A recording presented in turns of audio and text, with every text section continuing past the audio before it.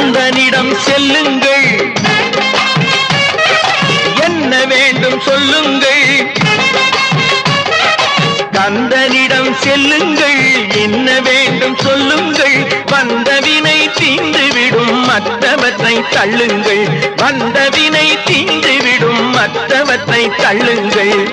கந்தன் காலடியை வணங்கினான் கடவுள்கள் யாவரையும் வணங்குதல் போலே. கந்தன் கந்தன் கந்தன் காலடியை வணங்குங்கள்.